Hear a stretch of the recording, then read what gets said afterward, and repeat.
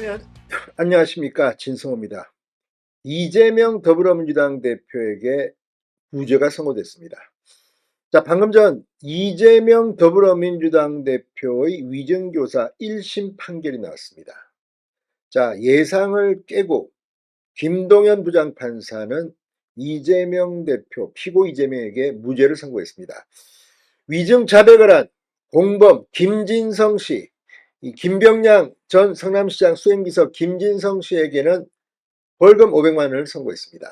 이재명 대표는 방금 전 진실과 정의를 되찾아준 재판부에 감사하다고 했습니다. 자, 그런데 1심 판결, 이번에도 예상을 빗나가는 판결이었습니다. 2심에서도 무죄가 그대로 유지될까요?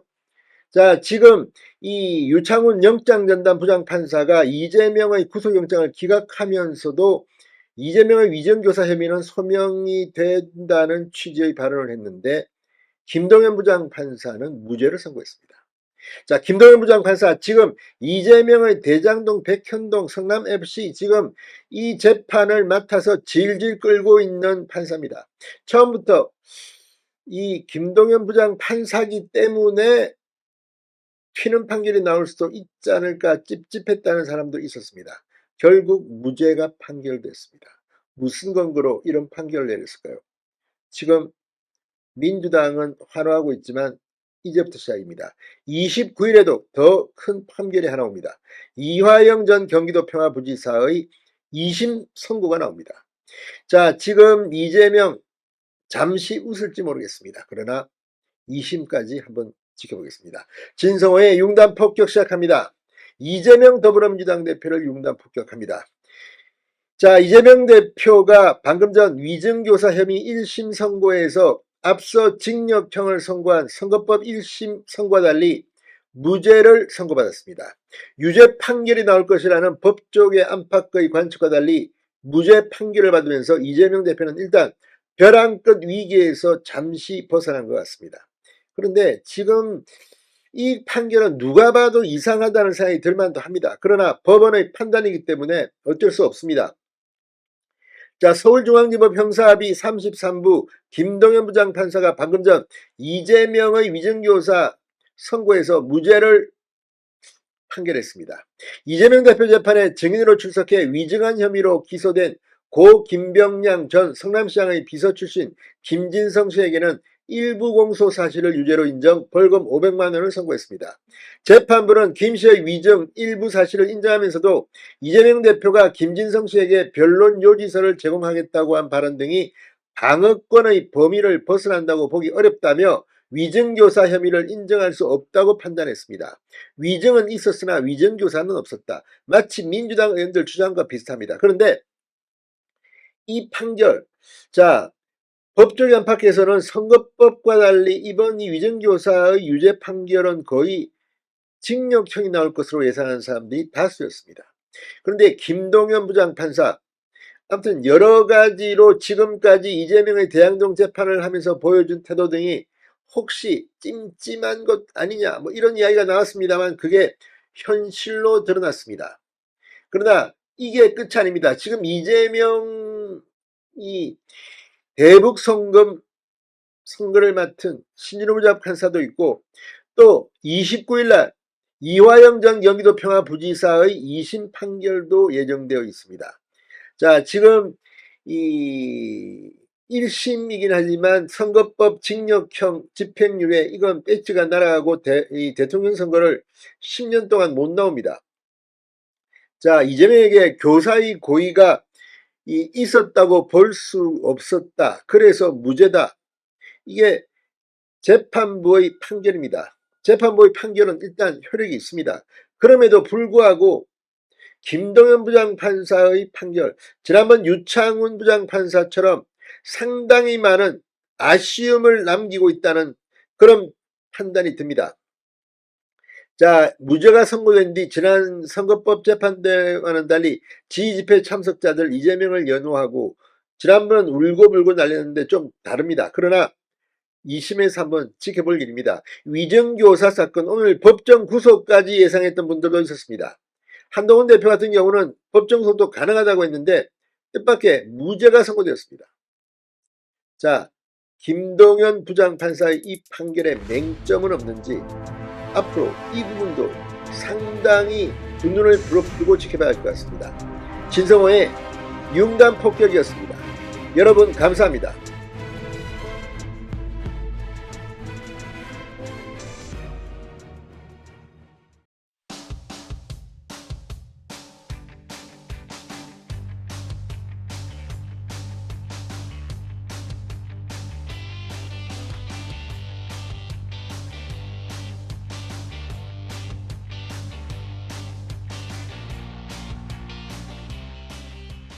여러분 안녕하십니까, 진성호입니다. 미국은 지금 트럼프 행정부가 이제 한 달 뒤면 출범합니다. 각종 경제 상황이 상당히 악화될 것으로 예상됩니다. 그런데 지금 더불어민주당은 헌정사상 최초로 예결위에서 야당 단독으로 삭감 예산을 그냥 통과시켜 버렸습니다. 그리고 오늘 국회에서 이 삭감 예산을 통과시키면 정말 이번 정부 일하기가 어려워집니다. 방금 전 최상목 경제부총리가 이 정부 입장 합동 브리핑을 통해서 이재명 대표와 민주당을 조근조근 비판했습니다. 정말 이 사람들 큰일 날 사람들입니다. 위험한 인물들입니다. 도대체가 이재명 재판 때문에 그렇습니까? 경찰, 검찰, 감사원, 지금 사정기관의 특활비, 경비 등을 대거 삭감했습니다. 그러면서 국회 특활비 등은 살려놨습니다. 정말 속이 빤히 들여다보이는 그런 내용입니다. 여기에 대해서 최상목 경제부총리가 트럼프 행정부 출범 등과 함께 왜 이게 문제인지를 지적했습니다. 지금 이재명 대표는 대구에 가 있습니다. 대구에서 현장 민주당 최고위원회를 주재했는데 예산안에 대해서 한마디 했습니다. 그런데 이건 역시 궤변이 아닌가 싶습니다. 당황하셨나요? 이재명 대표. 진성호의 융단 폭격 시작합니다. 더불어민주당을 융단 폭격합니다. 자, 최상목 경제부총리 겸 기획재정부 장관이 방금 전 긴급 브리핑을 했습니다. 민주당의 삭감 예산 단독 처리 움직임에 대해 감액 예산안 강행의 피해는 고스란히 우리 국민과 기업에게 돌아갈 것이라고 질타했습니다. 방금 전 정부 서울청사에서 이상민 행정안전부 장관, 조규홍 보건복지부 장관, 오영주 중소벤처기업부 장관, 방기선 국무조정실장 등과 가진 정부 입장 합동 브리핑을 통해 최 부총리는 국가 예산을 책임지는 주무부처 장관으로서 야당의 무책임한 단독 처리에 깊은 유감을 표한다고 밝혔습니다. 최 부총리는 세계는 총성 없는 전쟁 중인데 거대 야당은 예산안을 볼모로 정쟁에만 몰두하고 우리 기업의 절실한 총알을 못 주겠다고 한다. 미국 신정부 출범에 따른 보호무역 심화, 공급망 불안 등 거센 대내외 도전에 직면한 경제난국에 야당은 감액 예산안 강행이라는 무리수를 두고 있다고 비판했습니다. 대내외 악재에 대응할 여력이 줄고 불확실성이 증폭되면서 우리 재정운용 역량에 대한 신뢰를 떨어뜨려 국가 신인도가 훼손될 수도 있다. 예산 등 정책 결정 과정의 불확실성이 국가 신용 등급에 부정적 영향을 준 해외 사례도 쉽게 찾을 수 있다고 경고했습니다. 야당의 단독 감행안은 혁신성장펀드와 원전산업성장펀드 등 산업생태계 조성을 위한 정부 예산안을 삭감하고 출연연구기관과 기초연구, 양자, 반도체, 바이오 등 미래 성장동력 연구개발 예산도 815억 원이나 감액했다. 내년 수출 규제와 같은 긴급한 산업통상 변화가 발생하더라도 적시 대응이 어려워질 것이라고 지적했습니다. 민주당은 무능한 건지 바본지 아니면 정말 이재명 방탄을 위해서 하면 어쨌거나 다 삭감하겠다는 건지 윤석열 정부가 일을 못하게 해서 같이 죽자는 건지 아무튼 민주당의 이 횡포에 대해서 오늘 최상목 경제부총리가 폭발했습니다. 민생과 관련해서도 최 부총리는 야당은 청년 도약계좌, 대학생 근로장학금, 청년 일경험 저소득 아동 자산 형성과 같은 사회 이동성 개선을 위한 대표적 사업도 삭감했다. 소상공인 추가 지원과 지역경제 활성화 사업 보강도 불가능해진다고 비판했습니다. 그러니까 공무원들이 약자를 돕기 위해서 만든 이 예산들 이게 잘 되면 윤석열 정부가 칭찬을 받을까봐 그런 겁니까? 뭡니까 지금? 다 잘라버렸습니다. 아니 자기들도 뭐 소수약자 보호한다면서 그 이유가 뭘까요? 우리가 한 것만 하라 이거죠 뭐.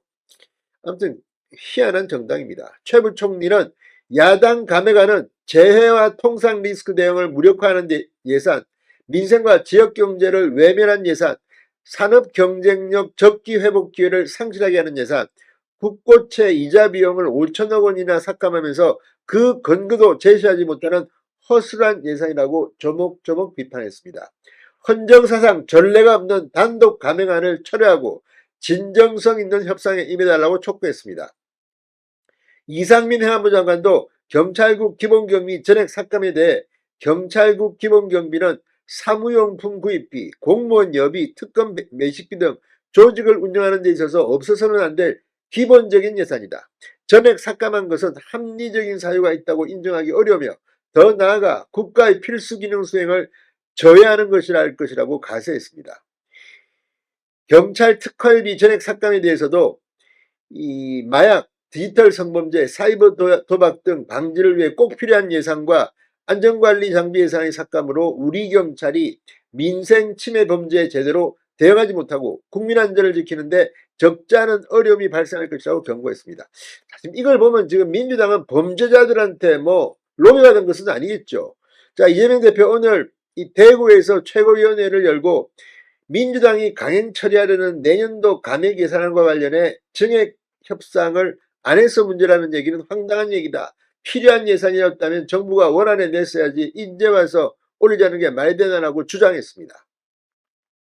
자, 민주당 대구시장에서 열린 현장 최고위원회의에서 이재명 대표는 한두 달 사이에 정부의 정책이나 상황이 바뀐 것은 아닐 테고 무능했거나 다른 작전을 쓰다가 문제가 된 것 아니겠냐 이렇게 주장했습니다. 자, 아무튼 지금 민주당이 이렇게 하는 거는 그 다음에 추가 경정 예산을 통해서 한번 뭐 메꿔보겠다는 건지는 모르겠습니다. 그러나 민주당이 이렇게 장난치듯이 헌정사상 유례가 없는 삭감 예산을 강행 처리하려는 것, 이거 천벌을 받을 겁니다.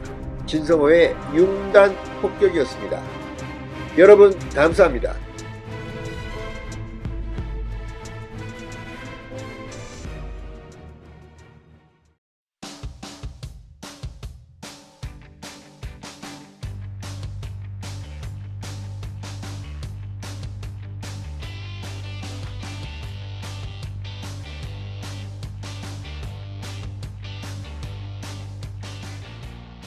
여러분 안녕하십니까, 진성호입니다. 이재명 더불어민주당 대표가 이번 주 초 위증교사 1심 판결에서 무죄를 선고받으면서 잠시 소나기를 피한 것처럼 보입니다. 그러나 이미 열흘 전에 선거법 1심 재판에서 징역형을 선고받았기 때문에 대통령 출마는 불가능해 보입니다. 대법원에서 확정 판결이 날 가능성이 대단히 높습니다. 그런데 이재명에게는 이것 말고 앞으로 구치소에서 아주 오랫동안 살아야 할지도 모릅니다. 자, 방금 전 수원지법이 굉장히 중요한 결정을 했습니다. 이재명과 함께 공범으로 지금 재판을 받고 있는 이화영이 낸 재판부 기피 신청, 이재명 재판부를 기피하겠다는 신청이 기각됐습니다. 이화영 전 경기도평화부지사는 그전에도 재판부를 바꿔달라고 했다가 대법원에서 최종 확정 기각된 적이 있습니다. 시간을 끌려는 지연전술입니다. 자, 이재명 대표는 지금 본인 재판도 본인 재판이지만 그의 측근인 김용, 또 정진상, 이화영 이런 재판들에 의해서 지금 범죄 사실 혐의가 상당히 구체적으로 불리한 정황으로 흐르고 있습니다.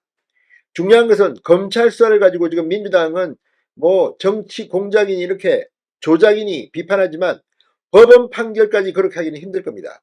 무죄 판결 한번 나왔다고 해서 재판부에 뭐 감사하다, 존경한다, 판사님들 이런 발언들을 해왔던 민주당과 이재명. 그러나 이번 대북 송금 재판은 간단해 보이지 않습니다. 바로 이 판사가 신진우 부장판사입니다. 자, 수원지법 신진우 부장판사 이미 이화영 1심에서 징역 9년 6개월을 때렸습니다. 그런데 다시 이재명과 이화영의 이 대북 불법 송금 의혹 재판을 맡게 된 겁니다. 지금 이들은 시간을 끌려고 이재명도 뭐 재판부 기피 신청도 하고 했지만 다 수포로 들어갔습니다. 이제 신진우 부장판사가 답할 차례입니다. 자, 판사. 지금 이미 이화영이 과거에도 이렇게 재판부 기피 신청했다가 실패하고 9년 6개월의 징역형을 선고받았습니다. 이번에도 비슷한 거 아닌가 싶습니다. 괘씸죄라는 범죄 항목은 없습니다. 그럼에도 불구하고 대한민국에서 괘씸죄란 말은 흔히 사용됩니다. 지금 판사가 공정하지 못하자, 불공정하다 이렇게 기피 신청을 냈다가 기각되면 그 판사는 이 피고를 어떻게 할까요? 물론 법치에 따라 해야 합니다. 그러나 인간인지라 판사도 심리가 동합니다. 이미 이재명도 이 재판을 서울로 와서 받겠다 뭐 이런 이야기까지 했습니다. 아니면 판사를 바꿔달라. 이제 이화영의 기피 신청을 수원지법 형사 11부를 바꿔달라는 신청을 법원이 기각했습니다. 앞으로 귀추가 주목됩니다. 어떻게 전개될까요? 진성호의 융단 폭격 시작합니다. 이화영 전 경기도 평화부지사를 융단 폭격합니다. 자, 조선일보가 방금 전 쌍방울 그룹의 불법 대북 송금과 관련해 이재명과 함께 공범으로 기소된 이화영의 이 수원지법 형사 11부 법관 기피 신청이 기각된 것으로 확인됐다고 보도했습니다. 수원지법 형사 11부 재판장 신진우, 이재명, 이화영의 대북송금 관련 특정범죄 가중처벌 등에 관한 법률상 제3자 뇌물, 외국환거래법 위반, 남북교류협력법 위반 혐의 등의 사건을 맡아 심리적인 재판부인데 이걸 기피 신청을 한 겁니다. 자, 기피 신청 심리를 맡은 수원지법 형사 13부 박정호 재판장은 지난 25일 이화영 측 신청을 기각하며 담당 재판부가 불공평한 이 재판을 할 염려가 있다고 볼 만한 객관적인 사정이 인정된다고 볼 수 없다고 판시했습니다. 기피 신청은 재판 중인 법관들을 바꿔달라는 겁니다. 형사소송법상 기피 신청이 받아들여지면 최종 판단이 나올 때까지 재판은 그대로 멈춥니다. 앞서 이화영 측은 지난 8일 기피 신청을 내면서 해당 재판부가 이미 이화영 전 부지사의 유죄를 선고해 공정한 재판을 받을 권리를 침해했다고 주장했습니다. 검찰은 이화영 측의 기피 신청은 사실상 재판부를 취사 선택하겠다는 것과 다르지 않고 재판을 지연하고자 하는 의도라며 기각해달라는 의견서를 재판부에 냈다고 합니다. 자, 지금 수원지법 형사 11부가 심리했던 이화영의 대북송금 1심 재판이 현재 진행 중인 이재명과 이화영의 제3자 뇌물 사건과 동일한 사실과 쟁점을 공유하고 있다고 주장하고 있습니다. 형사 11부 재판장인 신진우 부장판사는 지난 2022년 10월부터 이화영의 쌍방울 억대 뇌물수수 대북송금 혐의 1심 사건을 심리했고 지난 6월 도지사 방북비용 명목 등 800만 달러가 북한에 넘어간 사실 등을 모두 인정하며 이화영에게 징역 9년 6개월을 선고한 바로 그 판사입니다. 자, 이화영 측은 1심 재판 중이던 지난해 10월 이미 형사 11부 법관들에 대한 기피 신청을 낸 적이 있습니다. 당시에도 이전 부시자 측은 재판부가 불공정한 재판을 할 우려가 있다고 주장했지만 1, 2심 및 대법원에서도 최종 기각됐고 당시 재판이 77일간 멈추면서 지연된 적이 있습니다. 이번에도 지연 전략이 아닌가 싶습니다. 자, 이걸 지켜보는 신진수 부장판사의 마음은 어떨까요? 요것들 봐라. 정말 너무하네. 내가 불공정 판사라고 이런 생각을 할 가능성이 높지 않겠습니까? 이재명 대표는 경기도지사였던 2019년 당시 쌍방울 대북 사업을 돕는 대가로 경기도가 북한 측에 냈어야 할 스마트팜 사업비 500만 달러, 자신의 방북비 300만 달러, 모두 800만 달러를 김성태 전 회장에게 대신 내도록 한 혐의를 받고 있습니다. 검찰은 이재명 대표가 이 사실상 쌍방울로부터 800만 달러에 달하는 뇌물을 받았다고 보고 지난 6월 12일 이재명을 불구속 기소했습니다. 이재명 대표는 또 이 과정에서 세관 등 당국의 신고 없이 외화가 국외로 밀반출되고 유엔의 대북 제재를 어기고 북한 측에 들어가는 데 관여해 외국환 거래법을 위반한 혐의도 받고 있습니다. 통일부 장관의 승인 없이 북한과 사업을 추진해 남북교류협력법을 위반한 혐의도 있습니다. 검찰은 이화영 전 부지사를 통해 대북송금 등이 이재명 대표에게 보고됐으며 그의 승인 아래 이루어졌다고 의심하고 있습니다.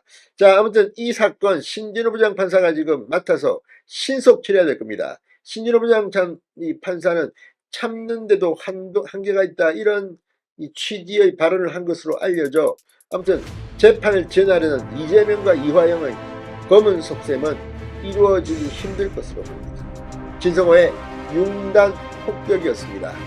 여러분 감사합니다.